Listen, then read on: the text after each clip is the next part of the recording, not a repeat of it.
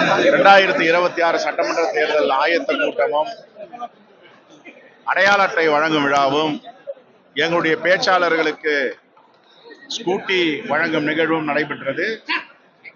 எங்களுடைய மாவட்ட தலைவர் சட்டமன்ற உறுப்பினர் திரு பழனி நாடார் அவர்களும் அவருடன் சேர்ந்த தலைவர் பெருமக்களும் இதை ஏற்பாடு செய்திருக்கிறார்கள். கிராம கமிட்டி என்பது 72 விழுக்காடை நாங்கள் முடித்திருக்கிறோம். இன்னும் எஞ்சிய 28 விழுக்காடு இன்னும் ஓரிரு மாதங்களில் முடிக்க இருக்கிறோம். இந்த கிராம கமிட்டியை வலிமை பெறுவதன் மூலமாக இந்தியா கூட்டணி வலிமை பெற போகிறது. கடந்த தேர்தலில் வெற்றி பெற்றதை விட இந்த முறை இந்தியா கூட்டணி குறைந்தபட்சம் 25,000 வாக்குகளுக்கு மேல் எல்லா தொகுதிகளிலும் வெற்றி பெறும்.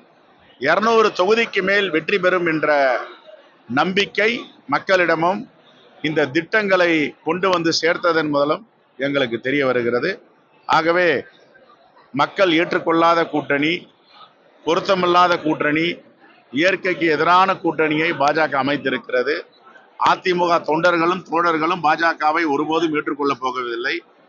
அந்த தலைவரையே கொச்சைப்படுத்தி பேசவர்கள் எம்ஜிஆரையும் அம்மையார் ஜெயலலிதாவையும் பெரியாரையும் அண்ணாவையும். ஆகவே மக்கள் தகுந்த பாடத்தை பாஜகவிற்கும் அதிமுக கூட்டணிக்கும் இந்த தேர்தலில் அளிப்பார்கள். அது எங்க அகில இந்திய தலைமை முடிவு பண்ணும்.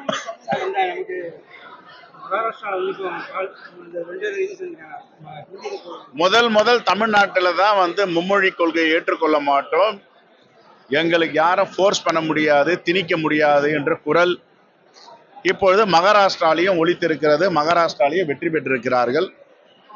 மகாராஷ்டிராவில் கல்விக்கான நிதியை பாஜக ஆட்சி இருக்கிறது என்று கொடுக்கிறார்கள், எங்களுக்கு கொடுக்க மறுதளிக்கிறார்கள் தமிழ்நாட்டிற்கு. இதெல்லாம் தமிழ்நாட்டு மக்கள் பார்த்து கொண்டிருக்கிறார்கள். ஆகவே வருகின்ற தேர்தலில் இதற்கெல்லாம் மௌனமாக பதில் சொல்வார்கள். பிளே ஸ்டோர் மற்றும் ஆப் ஸ்டோரில் இருந்து பாலிமர் செயலியை QR கோடு மூலம் பதிவிறக்கம் செய்யுங்கள். செய்திகளை உடனுக்குடன் பெறுங்கள்.